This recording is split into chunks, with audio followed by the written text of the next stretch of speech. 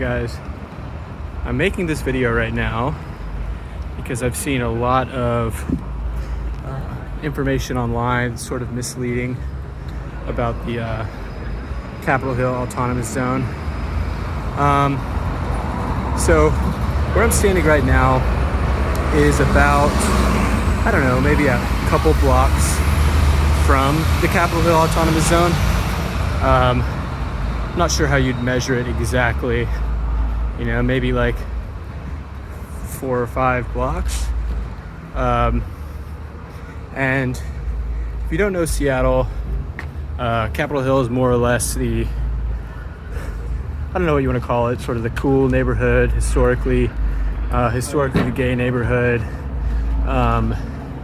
You know, most of the bars and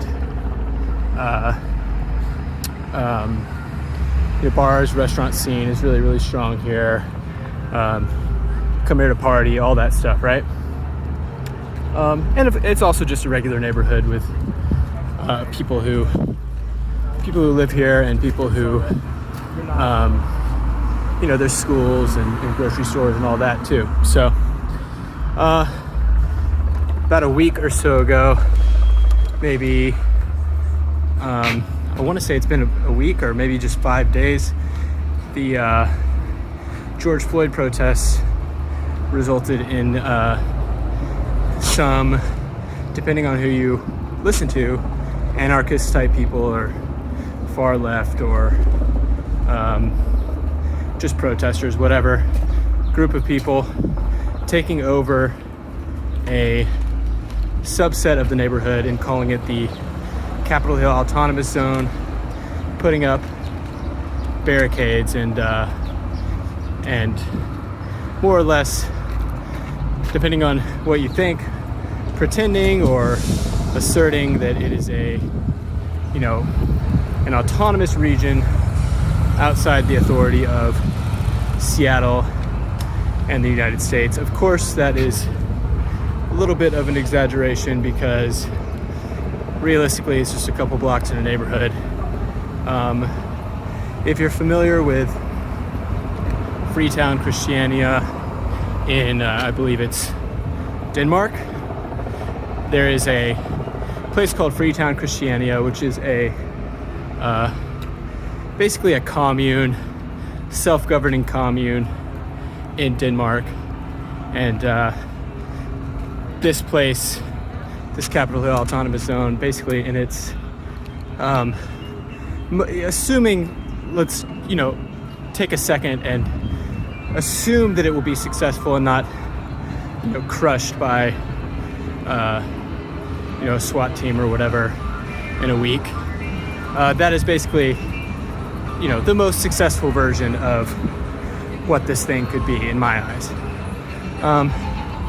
But it's really not probably correct to think about it as like, you know, Antifa is taking over this neighborhood, it's chaos. It's probably more correct to think of it as being a protest that sort of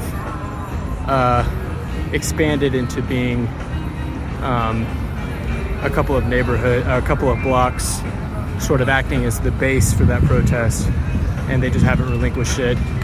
And when the cops left, they put up barricades. So we're about to walk into it right now. Let's see what's up.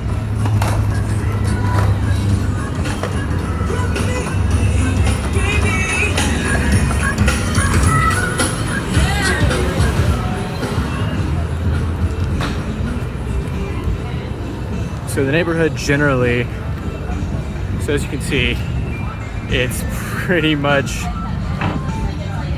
pretty peaceful. I mean, it's literally people just hanging out. As far as I know, I don't know when the exact entrance is. Okay, I guess it's up there. As you can see, there's a barricade up there. You can see there's a lot of people. So we're gonna go ahead. This is Cal Anderson Park. If you don't live in Seattle, that's basically the biggest, as far as I know, park in Capitol Hill. It's you know, people play soccer and skate and play basketball and all that. You can see there's people skating over there. And this neighborhood is surrounded by like restaurants and bars and stuff, most of which have been essentially closed except maybe for takeout because of coronavirus. So anybody who says that, you know, it's just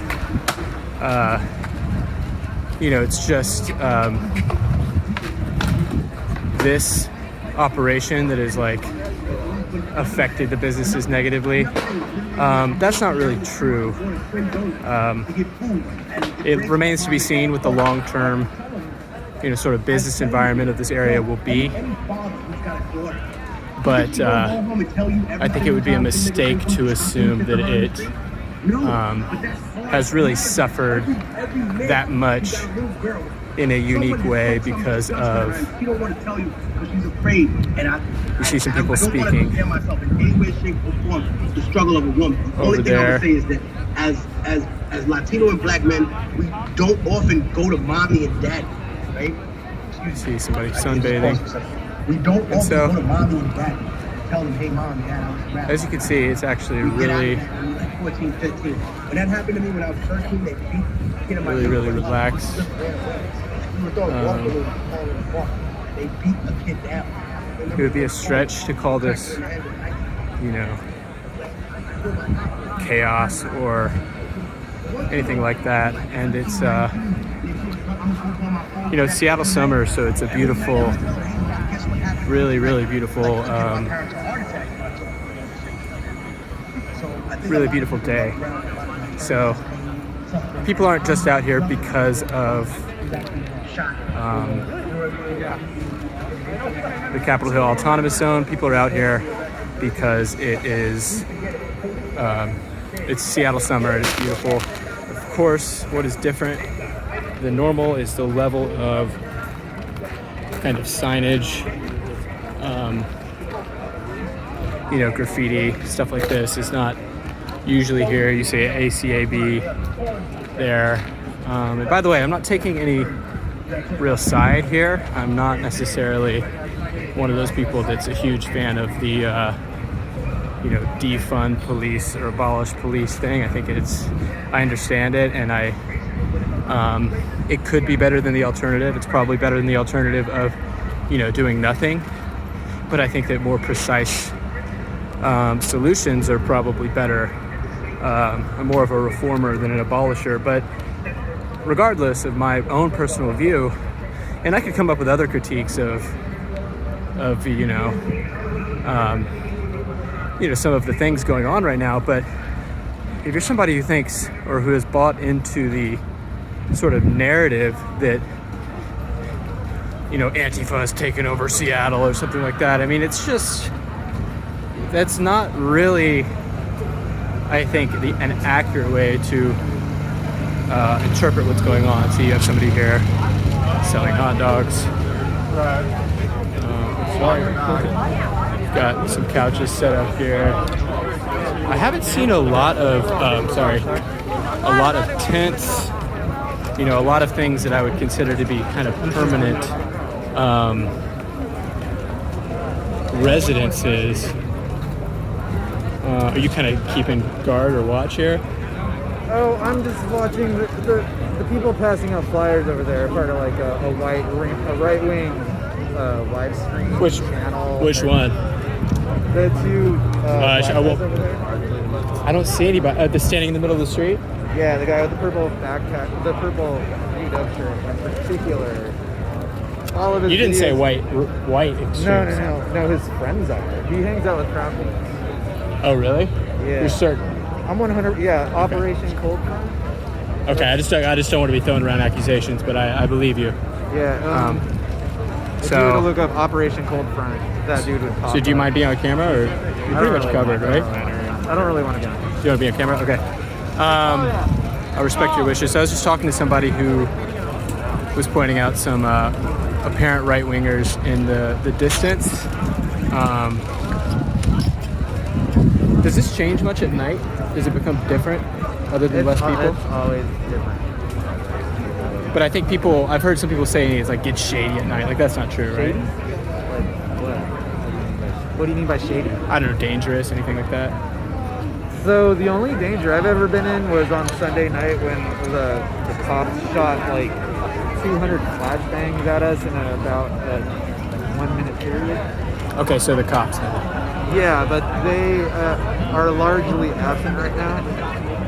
What would you say about the local warlord thing or whatever? Like that's bullshit or what? What is that? Somebody said there was somebody running around saying like, "Where are the cops now?" Like that's false or? No, I mean there's something spray painted on a wall that says "Police the Police." Gotcha. So there's. I think it might have gotten taken out of context. I think there's propaganda going around that there's local militia forming, and like I shouldn't have to say this, but I don't think that's true. But I'm just. The other day, the police got on their frequencies and said there were Proud Boys coming up to the hill, and so people did form up. There were people with rifles standing around because supposedly there were Proud Boys with AK-47 or with AR-15s marching up towards. But they're supporters of. You haven't heard of it, so okay. So it was something the police said in order to fight. Right. I don't know what their objective was exactly, but that's the only time there's been any kind of a militant presence. And so they're also spreading rumors saying that we've been going to local businesses and extorting them and demanding protection fees. Okay. You probably heard that too. That's been a part of. I think I might have heard something about that. I don't know. It's definitely a. But all the businesses are running, right? The ones that can run. Yeah, and somebody did make a point earlier this morning to go around to all the businesses and ask them, like, is any of that true? Has anybody come in and threatening you and demanding protection fees? And they're just like, no, we love everybody here. Got you. We're part of this. Okay, so overall friendly with the Oh yeah. surroundings. Last question: Do you see? Is there an end game? Do you guys expect SWAT to roll up in here in a week and shut things down, or like what would you expect? What's your guess? I think at some point they probably will sweep it. That's my guess. Nobody else has said anything about this, but I think they'll just do a sweep like they do with homeless camps. They don't have a problem with kicking homeless people out into the freezing rain in the middle of the winter, and they do it at like 6 o'clock in the morning. So and they'll probably like take down the barricades and all that. Is your guess? Oh yeah, they'll probably just bring in a big dump truck and throw all our tents in there and take this stuff to wherever. I thought there'd be more tents, like people they're all over staying. There. Yeah, if you go over to that park, there's like tons of people camped out. People kind of stay in the park? Yeah. There's not so many over here? Yeah, they started a garden over there. They dug the grass up and planted plants and put a whole bunch of stuff over there. But okay, I'm going to go check out the garden. Thanks, man. I appreciate it. Yeah, no problem. Yeah. Okay, well, as you can see from listening to that guy, I mean, he seemed pretty reasonable to me. He didn't want to be on camera. Hopefully the audio got picked up. But essentially what he said was, everything's peaceful. He doesn't really know what's going to happen. And the truth is, based on what I know, is, I doubt that anybody here, a large majority or even a minority, like a significant minority, really thinks that this is going to last in any sort of way similar to what even what I mentioned, like Freetown, Christiania, Denmark, or anything like that. Like, most likely what this is going to be is kind of a protest base, and it could change the character. Actually, let's go this way. I could see it changing the character of this park and influencing Capitol Hill. For example, this is like a really nice just kind of public space here now, but I the kind of negative attention that this place has gotten is kind of unwarranted. So we're gonna go up here. We're gonna look at the gardens. I don't know when or if my camera is going to, or my phone is going to run out of space. So if this stops suddenly, that's going to be why. But yeah, we're just going to come up here and look at look at like what's going on with the camp area. So as you can see, there's like tents over there, which is the first I've seen of any sort of like place where people would stay, which is honestly kind of wild. I kind of want to go set up a tent here now and just post up. Got some free food and drinks going on there. Guy with the Japanese Joy Division shirt. Some cars set up. And the question on my mind is, even if they did sort of leave people alone, it seems like there's probably, inevitably they're going to run into problems managing the community. If for no other reason than there's just like a limited amount of space here. But, a tent is a lot smaller than, oh, this is the garden. There's just more park over here. And this is kind of the north end of the park, or the, I'm not sure if it's the north or the east end of the park, where it looks like they've kind of left this for public use. And I think if you even look at the map of the Capitol Hill Autonomous Zone, it sort of doesn't extend all the way up there. And I don't know if that's just a gesture of goodwill, because this goes on for a while, up into those trees at least. There might even be a little bit more park after that, I'm not sure. And then there's just neighborhood on the side. But this goes on for a while.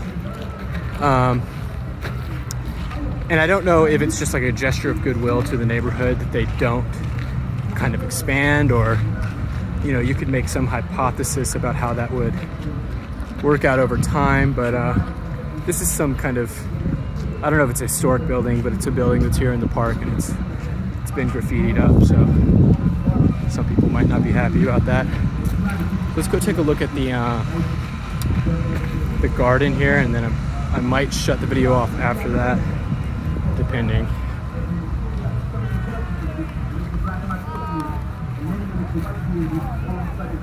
So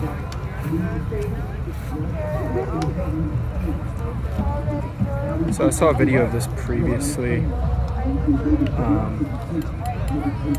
where they had basically used newspaper and I guess compost and stuff to create a kind of garden here. Pretty cool. Can definitely smell some weed in the air. And hear the speaking on the loudspeaker in the background. So yeah, pretty chill. I'm gonna keep walking. I'd like to find somebody who lives in the neighborhood kind of around here, to talk about how they sort of feel about the presence of just the whole thing. Because even before this, the protests were definitely, disrupting the neighborhood in a way, or however you want to put it, taking up space. But, I think there were some broken windows and things like that, but actually not that bad, because I walked through it the other day and I didn't see a lot of like damage or anything like that. So that's honestly it. There's a few like offshoots and alleyways more that way. Could be some interesting stuff over there, but that's really it.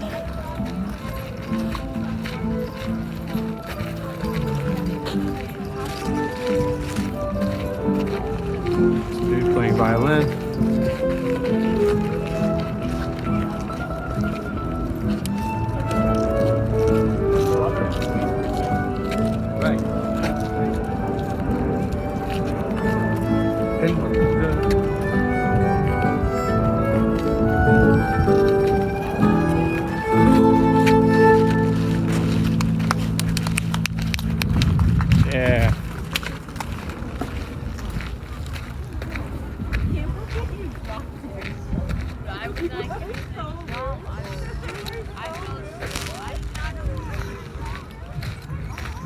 Howdy.